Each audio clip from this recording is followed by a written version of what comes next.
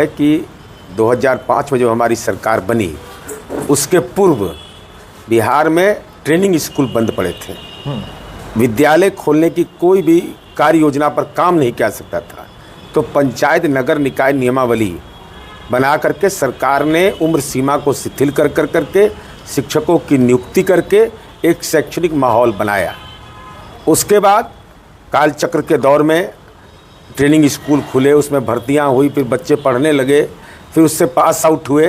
हालांकि उस दौर में शिक्षा की गुणवत्ता पर सरकार पर लगातार सवाल उठता रहा कि आपने शिक्षा व्यवस्था को चौपट कर दिया। लेकिन हम लोग लगातार इस बात को कहते रहे कि भाई मजबूरी सरकार की थी, चूँकि ट्रेनिंग स्कूल बंद थे, हमको नियुक्ति करना था, तो कम से कम माहौल तो पढ़ने लिखने का बना दिया। अब उसके बाद बीपीएससी की बहाली हुई और हमको इस बात का गौरव भी प्राप्त है कि बिहार जैसे राज्य में अगर प्राथमिक शिक्षा में देखिएगा शिक्षक छात्र अनुपात तो देश में सबसे ज़्यादा हमारा है। लेकिन दूसरे तरफ पक्ष हमारा यह है कि किसी को नौकरी के लिए ज़मीन नहीं लिखना पड़ा, पदस्थापन में पैसा नहीं देना पड़ा। लेकिन मूल विषय है कि स्थानांतरण की जो नीति अपनाई गई, भाई स्थानांतरण ऐच्छिक होगा ना, बलात् ट्रांसफ़र का कोई औचित्य नहीं है। माननीय लालू प्रसाद जी ने ही कृत्य किया था, तो पूरी व्यवस्था चौपट हो गई, जिसको संभालते संभालते सरकार आज परेशान है। तो ऐच्छिक इसको रहने दीजिए, स्थानांतरण पदस्थापन ऐच्छिक होना चाहिए।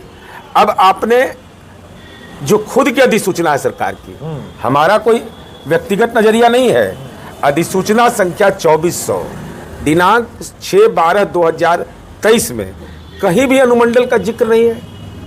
फिर अनुमंडल का मतलब क्या निकलता है? एक अनुमंडल पटना जिला है, हम लोग तो हम अपने से जोड़ते हैं कि मेरा निर्वाचन क्षेत्र 3 जिले का है। या कल्पना करिए 4.5 लोकसभा निर्वाचन क्षेत्र की जिम्मेवारी पूरी करने में कितनी कठिनाई है। ठीक है, सरकार ने सड़क की संपर्कता दे दी है, कानून का राज है, भय नहीं है, लेकिन जरा सा अपने आप को रख के देखिए कि एक बेटी जिसको सबसे ज़्यादा नौकरी मिली है सरकार में, माननीय नीतीश कुमार जी ने दिया, अब वो नालंदा के बिंद प्रखंड के गांव में पदस्थापित हो जाए और उसको बिंद मुख्यालय से आना जाना पड़े, तो उसके लिए कितनी परेशानी होगी। तो आपने जो अधिसूचना जारी किया 2460 6/12/2023 का, ये तात्कालिक है, उसमें कहीं भी अनुमंडल और 5 वर्ष के तबादलों की अनिवार्यता नहीं है। फिर मार्ग निर्देशिका में अनुमंडल का उल्लेख कैसे विभाग ने कर दिया? विभाग के निदेशक का ये गैर संवैधानिक कार्रवाई है, उनको अधिकार नहीं प्राप्त है, लेकिन उसके बावजूद उन्होंने किया है। और ये संविधान के अनुच्छेद 109 के प्रदत्त शक्ति और अधिकार का प्रयोग करने में राज्यपाल के आदेश से सरकार के ही जो महत्वपूर्ण अंग होते हैं, सचिव उप सचिव स्तर के पदाधिकारी को अधिसूचना निर्गत करने के अधिकारी हो सकते हैं। इस अधिसूचना के प्रतिकूल निदेशक के हस्ताक्षर से संकल्प मार्ग निर्देशिका निर्गत करना उनके अधिकार क्षेत्र के बाहर है। लेकिन नीरज जी, जितनी बात आप कह रहे हैं, ये तो नेता प्रतिपक्ष में जो लोग हैं वो ये बातें कह सकते हैं कि ब्यूरोक्रेसी बेलगाम है, नियम के प्रतिकूल चल रहा है, संविधान के प्रतिकूल चल रहा है। आप तो सरकार है। देखिए, तंत्र को ठीक किया जाना ही चुनौती होता है। अब इससे बड़ा क्या होगा? और पति पत्नी के मामले में भी विसंगति है, ससुराल और नैहर। तब पति के पदस्थापन जिले को छोड़कर लिखना, उन्हें प्रताड़ित नहीं करना है, तो और क्या है भाई? सामान्य प्रशासन विभाग का भी यह अधिसूचना है कि पति पत्नी अगर सरकारी सेवा में है तो उनको प्राथमिकता दी जाएगी। भाई यूपीएससी लोग करता है, अगर पति उसका एसपी है, अब डीएम उसकी पत्नी है, तो बगल के जिले में उसका ट्रांसफर होता है, तो साथ रहते हैं, नहीं तो साथ रहते हैं। लेकिन ये क्या औचित्य है भाई? जिला छोड़ के करिए। मानी हमको समझ में नहीं आ रहा है कि जो लोग नियमावली बना रहे हैं वो इस सरकार के अंग हैं। इतनी बड़ी उपलब्धि हमारी है, बगैर वेतन घूस लिए हुए नौकरी मिला सबको, पदस्थापन में 1 रुपया नहीं लगा। उसकी पीड़ा को सरकार ने अपनी पीड़ा माना, लेकिन उसके बावजूद ये विसंगतियां हैं। तभी तो सत्र चलना है ना, अभी तो सत्र विधान परिषद का चलेगा। दलीय सीमा को तोड़ कर करके इनके हित की लड़ाई लड़ेंगे, लड़ाई ही को अंजाम तक भी पहुंचाएंगे, ऐसा नहीं कि छोड़ देने वाले हैं। लेकिन नीरज जी, आप सीएम के बहुत ही दुलारे प्यारे माने जाते हैं। आप अगर सरकार में, अगर आप भी सदन का सहारा लेकर शिक्षकों को न्याय दिलाइएगा तब तो बड़ा मुश्किल है। नहीं, हम लोग अपने स्तर से देखिए, के पाठक के समय में भी जब ये बातें उभर करके आई कि शिक्षक प्रताड़ित हो रहे हैं, तो हमने तुरंत तमाम जिला शिक्षा पदाधिकारी को ईमेल किया और कहा कि सदन के नेता के घोषणा के विपरीत अगर कोई दंडात्मक कार्रवाई करिएगा तो आप जानिए भुगतने को तैयार रहिएगा। तो सरकार, अभी तो सरकार भी है हमारी, है हमारे सदन के सदस्य भी हैं, एनडीए के सदस्य भी हैं, विरोधी दल के भी हैं, लेकिन इस मामले में वो लोग एकजुट रहते हैं। अच्छा। 12 सदस्य जो हैं एकजुट रहते हैं और संयोग से सभापति भी उसी क्षेत्र के आते हैं, तो नियमन देने का भी अधिकार उन्हीं को है। तो हम लोग तो पढ़ाएंगे भाई कि भाई संविधान के अनुच्छेद का तो कम से कम पालन करिए। डायरेक्टर को अधिकार नहीं, तो डायरेक्टर ने असंवैधानिक कार्य कैसे कर दिया। लेकिन देखिए कि सत्र शुरू होने के पहले अधिसूचित हो चुका है सत्र का, विधानसभा का उपचुनाव हुआ है, अब का तिरहुत में उपचुनाव होना है, तो इतनी जल्दबाजी क्यों? 20 तारीख को, जबकि अभी नियुक्ति की प्रक्रिया के लिए आवेदन 22 तारीख तक देना है और 20 को ही व्याकुल है कि मुख्यमंत्री से हम नियुक्ति पत्र दिलवा दे। अब ये देखिए, इसके बारे में औपचारिक जानकारी मुझे नहीं है, लेकिन हम एक जो जानकारी मिली है, अब जो 15 साल नौकरी कर लिया, सक्षमता परीक्षा पास कर लिया, आप उसकी सेवा की निरंतरता नहीं मानिएगा। यही है तो क्या कर रहा था भाई? सुना है कि सेवा की निरंतरता को भी तोड़ रहा है लोग। ये तो अद्भुत स्थिति है। नियुक्ति पत्र के कॉलम में लिखा हुआ है कि आपको आज के दिन से, तिथि से आपकी नियुक्ति मानी जाएगी, आपकी पुरानी कोई भी चीजें मानी नहीं जाएगी। ये कहीं से न्याय संगत है? अब कोविड का काल था, हम लोग विधानमंडल के सदस्य हैं, कोविड के काल में सदन को चलाना परेशानी का सबब था, तो उसका रास्ता निकाला गया था ना। अब सेवा में टूट कैसे मान लीजिएगा? तो जाकर के बाथरूम में बैठा हुआ था क्या टीचर? वो कहाँ था? घर में बैठा हुआ था। जो 14 साल 10 साल पढ़ाई वो बच्चों को पढ़ाया, तो सेवा में टूट कैसे आप मान लीजिएगा?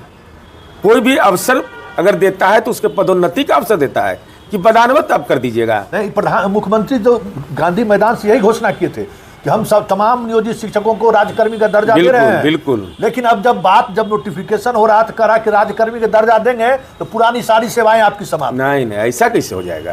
ये किसी के पेच लगाने से थोड़े होता है। विधायिका के पास बड़ा पेच होता है, पेच ढीला करना आता है हम लोग को। मतलब विधानसभा सत्र के दौरान एकदम मजबूती के साथ, कोई मरम्मत नहीं होना है इस सवाल पर। ये हमारी पूंजी है और हमारी पूंजी, सरकार की पूंजी पर कोई डाका डाल देगा, ये कतई मंजूर नहीं। मतलब ये जो कुछ भी हो रहा, मतलब जो आपके शिक्षक हैं, क्या उनको ये भरोसा रखना चाहिए? एकदम उनको भरोसा रखना चाहिए। दलीय सीमा से उठ करके शिक्षकों के साथ के संबंध में माननीय मुख्यमंत्री जी की उदारता, नियुक्ति की पारदर्शी नीति, बगैर पैसा लिए और जमीन लिखवाए अगर हमने नौकरी दिया है तो तबादले और पदस्थापन के चलते हम आक्रोश झेलें, यह मंजूर नहीं होगा। लेकिन जो शिक्षक आपके हैं, के पाठक के दौर में जो चीज़ें सामने आई, उसको लेकर आप लोगों पर भरोसा नहीं हो रहा। ये लोग आवाज़ तो उठाते हैं, सदन में आवाज़ उठाते हैं, लेकिन वो इम्प्लीमेंट नहीं हो पाता है। नहीं, इस बार कुछ इम्प्लीमेंट होता है और आवाज़ उठाने का अधिकार भी हमको है। और सदन में अपनी आवाज़ जब उठाते हैं ना, तो उस शिक्षा सदने कहल जाता है। वो तो जो शिक्षा मंत्री रहते हैं उन्हीं को एहसास होता है कि विधान परिषद का शिक्षा दिवस, शिक्षक जैसे शिक्षा पर विभाग पर होता है उस दिन कैसा दिन होता है। और ये तो साफ तौर पर भाई है, तो कोई भी देखेगा तो कहेगा कि भाई 12 साल 15 साल नौकरी किया है, आप पति एक जिला में, पत्नी एक जिला में, इस सामान्य प्रशासन विभाग का अधिसूचना का क्या मतलब हुआ? छोटे छोटे बच्चे हैं और हमने बेटियों को नौकरी दी है। सबसे ज़्यादा आशीर्वाद हमको मिला है, बेटियों को नौकरी दी है। अगर नौकरी हम दिए हैं तो उनकी सेवा को सुरक्षित कर रखना, उनके सम्मान को, सेवा का सम्मान को सुरक्षित रखना भी हमारा धर्म है। अच्छा नीरज जी, एक और सवाल है। ये तबादले नीति में कई तरह की चीज़ें सामने आई हैं। अब आप लोग इतना अधिक तरीके से बहाली हुई है, मतलब पूरे देश में एक साथ इतने बड़े स्तर पर बहाली कहीं नहीं हुई है जिस स्तर पर आपने बहाली की। बहाली के दौरान बहुत सारी चीज़ें सामने आ रही हैं, अभी कुछ गड़बड़ियाँ भी सामने आई हैं, कुछ मामले में हाईकोर्ट ने भी इंटरफेरेंस किया है, कुछ रूल एंड रेगुलेशन को लोगों ने तोड़ा है। तो उस पर अब कार्रवाई होने का जब वक्त आया है, जब कहते हैं कि नीतीश कुमार कहते हैं कि गवर्नेंस मेरे लिए सबसे प्राथमिक चीज़ है, तो जब कार्रवाई का वक्त हुआ है, जिले में शिक्षकों पर कार्रवाई हो रही है, तो ऐसे में उन शिक्षकों का तबादला का लाभ, जबकि वो अभी उसका डॉक्यूमेंट्स वेरिफिकेशन नहीं हुआ है, हाई कोर्ट में 10-10 मामले चल रहे हैं, तो ये उसका डॉक्यूमेंट्स उसी जिला में है, फिर आप उसको तबादला का मौका दे रहे हैं। देखिए, जितना हमको समझ है कि जब प्रोबेशन पीरियड है, in the mean time probation period में आप डॉक्यूमेंट का वेरिफिकेशन करिएगा, आप उसका कैरियर के जांच करिएगा।